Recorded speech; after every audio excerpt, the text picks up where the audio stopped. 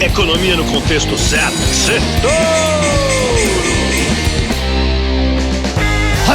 Boa noite, Brasil, ouvintes da Jovem Pan. Bem-vindos a mais um Sextouro. Foi a semana das tarifas, dos bancos centrais, dos dados econômicos, dos balanços e da política pegando fogo. Teve de tudo um pouco. Até o sexto maior terremoto da história. Mesmo sem conversar com o presidente americano, o Brasil conseguiu um respiro no tarifaço de Trump. As tarifas de 50% só entram em vigor na próxima quarta, dia 6. E 40% das exportações brasileiras foram isentadas, como suco de laranja, avião, combustíveis, celulose. Mas não se engane, o tarifaço vem forte. 82% das exportações do agro do Brasil vão sofrer. É uma pancada histórica. O Brasil vai ser o país mais penalizado do mundo pelo Trump. Enquanto isso, o Trump fez 9 acordos com outros países e comemorou. Também deu mais 90 dias ao México, que deve dar também mais 3 meses para a China negociar. Disse que os acordos estão deixando a América mais rica e mais forte. Os números impressionam. A União Europeia vai investir 600 bilhões. O Japão também acordou investir 550 bilhões de dólares dos Estados Unidos para ter as tarifas aumentadas só para 15%.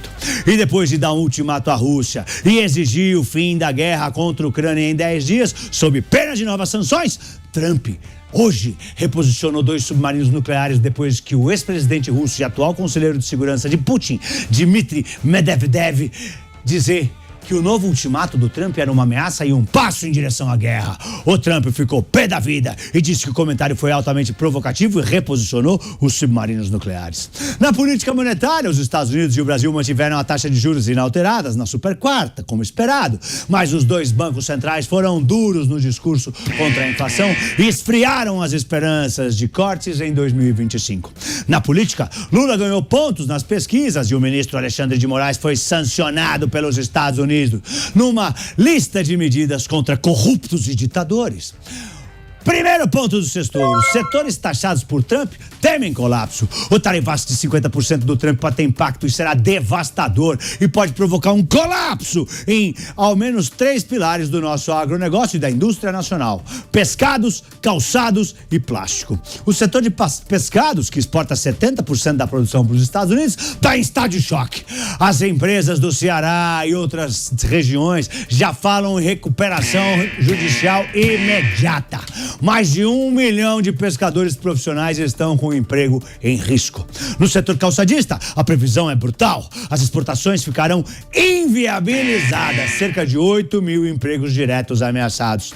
Principalmente nas fábricas voltadas só para o mercado americano. A AB Calçados informou que, mesmo com muito esforço, os calçados brasileiros vão ficar mais caros que os da China. Até o plástico, que vai em tudo tem plástico, tá? De embalagem, peça industrial, estão muito preocupados com as perdas. Estão estimadas em 2 bilhões de dólares e existe o risco de fuga das empresas para países com acesso livre ao mercado americano. A nossa diplomacia falhou. É o que afirma a AB Plast, que ainda denuncia o bloqueio ao acesso a tecnologias e inovação. As entidades pedem socorro, como linhas de crédito emergenciais e liberação de créditos de ICMS. É hora de agir, ou veremos milhares de empregos evaporarem diante dos nossos olhos. Segundo ponto: o Brasil está vivendo a pior crise diplomática da história.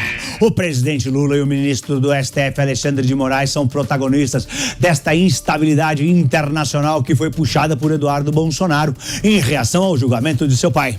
E é o povo que vai pagar a conta.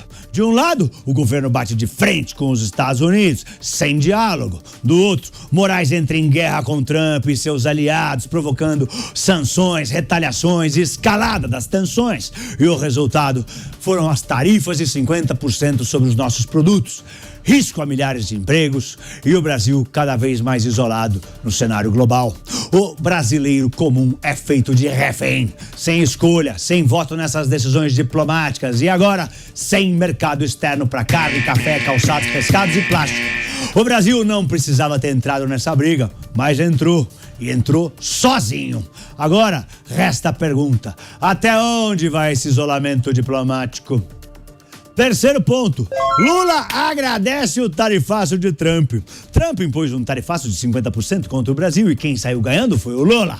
Pela primeira vez desde 2024, a aprovação de Lula ultrapassou a desaprovação, segundo a pesquisa Atlas Intel e Bloomberg.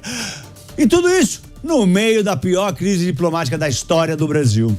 Com retaliações dos Estados Unidos, crise com o STF e tarifas que colocam em risco milhares de empregos no Brasil, enquanto a economia sente o baque, Lula cresce politicamente. A pesquisa da Atlas, que saiu nessa semana, mostra ainda que o presidente Lula aparece na frente até do Tarcísio de Freitas, o governador de São Paulo, nas simulações para a eleição presidencial de 2026. E isso fez o mercado financeiro estressar.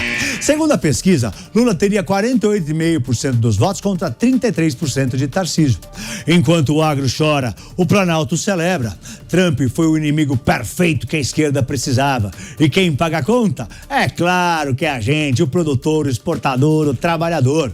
O tarifaço é um desastre econômico, mas um presente eleitoral pro Lula.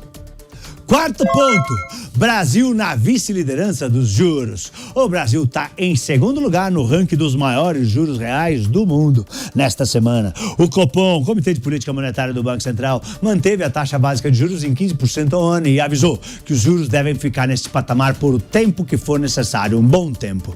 E se necessário, se for preciso, eles voltam a subir os juros para controlar a inflação. Com a taxa Selic em 15%, se descontada a inflação, os juros reais brasileiros chegam a 9,76%. A gente só perde para a Turquia, que lidera com 10,08%. Os juros estão altos demais para um país que precisa crescer. Mesmo que o Copom tivesse cortado ou subido 0,25%, a nossa posição não mudaria. O problema é mais profundo. O nó está na crise fiscal que segue pressionando os juros. Apesar da guerra das tarifas com os Estados Unidos e das tretas entre os poderes, né? Entre os 40 países com as maiores taxas, metade já começou a cortar. E o Brasil continua congelado no segundo lugar desse ranking, o que freia o crédito, os investimentos e o crescimento. Só que para destravar a economia não adianta esperar o Copom. É hora de consertar o cenário fiscal. Quinto ponto, treta entre montadoras. De um lado, Volkswagen, Toyota, GM, Stellantis, dona da Fiat, Peugeot, Citroën. Do outro lado, a gigante chinesa BYD. As quatro tradicionais mandaram uma carta para o presidente Lula implorando: não reduza o imposto para os carros desmontados da BYD. Quase falando pelo amor de Deus. Alegaram risco de desemprego, desequilíbrio comercial e dependência tecnológica. A BYD respondeu com um tapa de luva de pelica. Soltou um texto chamado "Por que a BYD incomoda tanto?" e disse: esse modelo de importação é legal e já foi usado por vocês quando chegaram aqui. Tão com medo da concorrência, é? A briga é por imposto. A BYD queria baixar a alíquota para 5% nos elétricos desmontados e 10% nos híbridos, abaixo dos 18% e 20% atuais. O governo não topou, mas cedeu um pouco. Liberou 463 milhões de dólares em cotas com tarifa zero por 6 meses. É bom, mas muito abaixo dos 2 bilhões de dólares que a BYD queria. A partir de 2026 e 2027, as tarifas só sobre elétricos desmontados ou prontos, né, vão subir até 35%, se igualando aos carros de combustão. Sexto ponto. Governo mira Vale de novo. Adivinha só, a Vale voltou ao radar do governo. Os ministros Rui Costa da Casa Civil e Alexandre Silveira de Minas e Energia estão articulando mudanças no Conselho de Administração da mineradora. Querem tirar Daniel Stieler, presidente do colegiado, e colocar João Fukunaga, da Previ. E sabe o que significa isso? Mais uma tentativa de interferência do governo na governança de uma das maiores empresas do país. Lembra no ano passado, quando eles tentaram emplacar o Guido Mantega, ex-ministro da Fazenda no comando da mineradora? Na mesma época, o governo também fez pressão para barrar a recondução de Eduardo Bartolomeu à presidência da companhia. O mercado tá de olho e quando o governo tenta mandar mais do que devia, o investidor sente, sai fora. A história mostra interferência política e na governança de empresas, seja estatal ou de capital misto, nunca deram bons resultados. E para a semana que vem vai ter divulgação da ata do Copom, vão sair mais PMIs pelo mundo que vão nos dizer como andaram as economias em julho e os balanços vão estar ainda aí na temporada e tem decisão de juros na Inglaterra. Eu sou Pablo, boa noite e um lindo fim de semana em família. Oi, Torinho!